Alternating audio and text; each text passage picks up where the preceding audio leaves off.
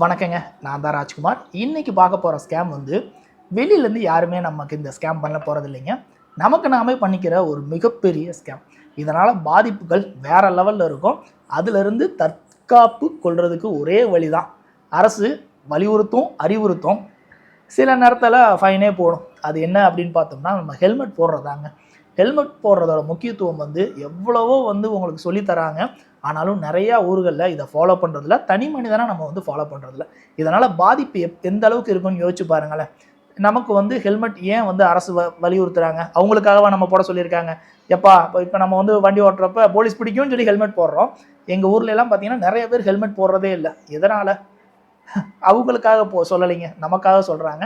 நம்மளோட சேஃப்டி, நமக்கு என்னதான் ஒழுங்காக போனாலும் ஆப்போசிட் வர்றவங்க எந்த அளவுக்கு வருவாங்கன்னு தெரியாது. மேக்ஸிமம் உங்கள் சேஃப்டியை உறுதிப்படுத்திக்கிங்க. இந்த ஸ்கேம்லேருந்து அவாய்ட் பண்ணணும் அப்படின்னா என்ன பண்ணணும்? ஹெல்மெட் போட்டு ட்ராவல் பண்ணுங்கள்.